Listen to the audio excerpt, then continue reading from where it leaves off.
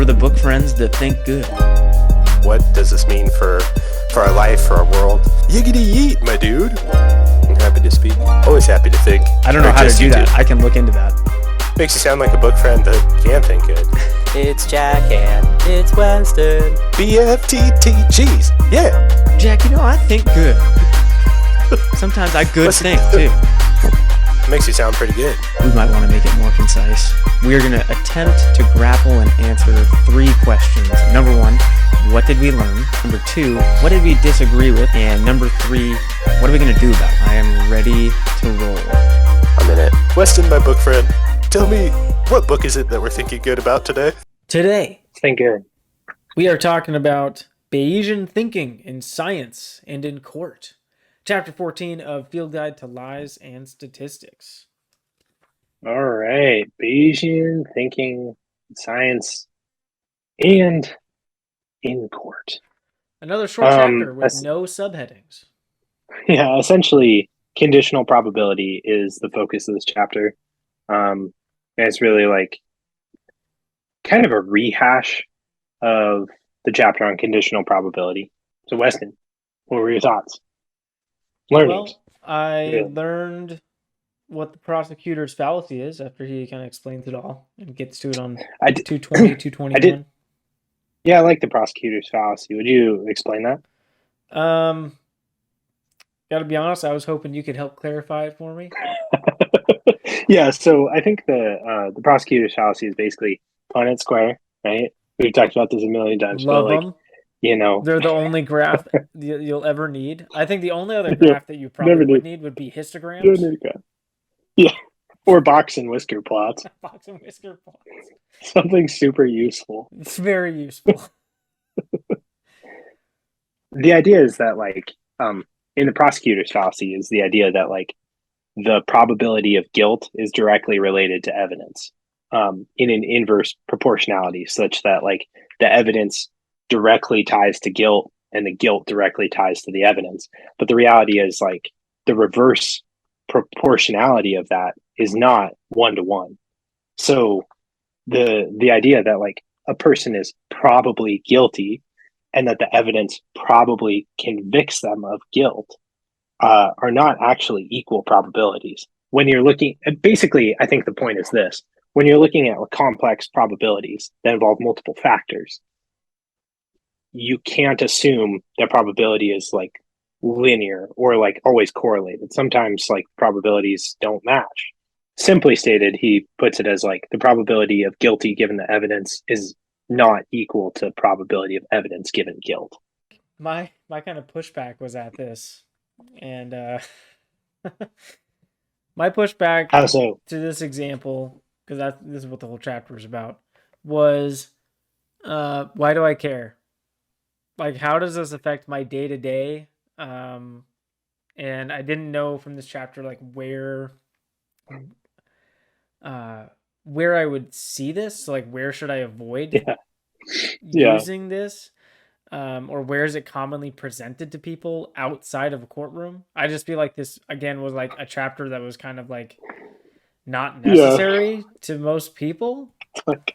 It's like overthinking overkill, or critical thinking overkill or something. Because the example he gives for this is we might be convinced by a single study with only a few hundred participants that a new retroviral drug works in humans because it works in mice and donkeys, but makes this obtuse connection. That's if someone tells us that sitting under a pyramid for 3 days will cure AIDS by channeling chi into your chakras, this requires stronger evidence, which I just thought was a baseless claim. Why would I think that because it works in mice and donkeys, it's going to work in people?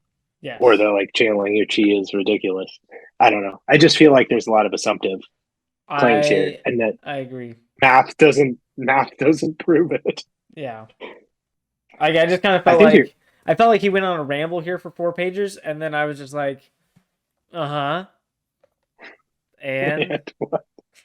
yeah. No, I agree with you. I think that because he also uses the example of your friend tells you that something flew by our window, and it could be a bird or a insect or a pig, but then she shows you a picture of a pig. Then you're like, that's crazy. I'm not going to believe that. I'm like, why would you not believe it? You saw a picture of a pig flying. Like,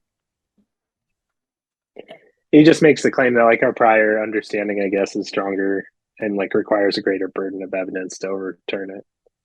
Yeah, but he didn't plainly state that. Yeah, If I that think was that's what what he he was was getting trying to at, get though. across. I think that's what. Well, I think that's what he's getting at with the prosecutor's dilemma too. It's like, obviously the prosecutor thinks the defendant is guilty. That's just what they assume. Yeah. They wouldn't bring a case if they didn't think that the person was guilty. So like they have an assumption bias.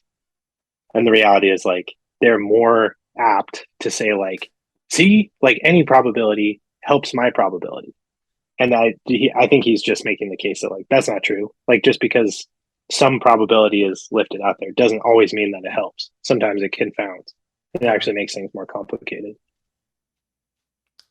Yeah. Maybe. But again, I don't think he clearly stated that Who knows? intention. Who knows what he was saying? I don't know. So what are you going to do with this chapter? What are you going to do with this chapter? Because I know what I'm going to do with this chapter. Circular bin. Well, let me talk about my learning. Oh, okay. My learning in this chapter was that Edmund Lockhart came up with a pretty cool forensic science principle I think is very interesting, which is every contact leaves a trace. And that was just something I didn't know. I didn't know that was Edmund Lockhart or that was like the foundation of forensic evidence. But I think that's actually a pretty interesting principle to think about in terms of like all of the assumptive, like critical thinking stuff is like every contract leaves a trace, which to me indicates or like brings to mind maybe the thing to do with this chapter, which is to think like what could be reasonably concluded from this finding, right? Which is something what we've talked about before. Like, I think it's actually maybe the very first thing he talks about in this entire book, which is like plausibility. But this gave me like a stronger handhold for plausibility than what he gave early in the book. I mean, my main pushback was the same one as yours, which is like, I don't really know if this chapter made sense. Yeah. But I found some sense in it. Yeah. So you want to hear what I'm going to do with this chapter? What? What are you going to do? I'm going to ignore this useless knowledge and make it an unknown known. Boom. Roasted. I didn't get in the last chapter. Was he like pro Donald Rumsfeld or anti? That was my whole pushback. I was like, I think it was all about the quote. What is your suggestion? It's supposed to be a field guide, and you just tell me about the principle, and then you don't tell me if like people misuse it or if it's a good principle that we should all be applying. Like that was my pushback. I was like, dude, what do we even do with this? You're supposed to be like, telling me what to do with this.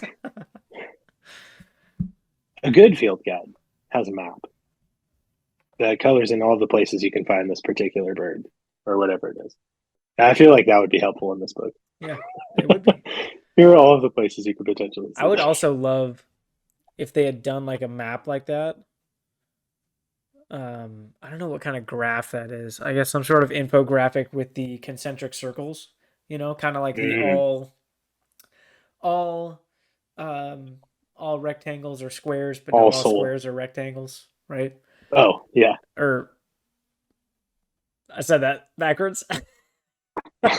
All squares are rectangles, but not all rectangles. But not all rectangles are squares. Yeah. That sort of thing. If they had done that with like the statistical, like I think there's a cool way you could have shown it visually. Like these are the missteps within this sort of concept inside of.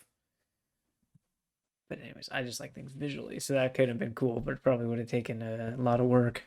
One thing I did in this chapter is I flipped forward to the appendix because he mentions the appendix for the first time in the entire book. Yeah. And I looked at it and I thought, oh, they're kind of interesting graphs and pictures here. What was your thought? Wait, does my book have a different appendix than you? Because when I looked at the appendix...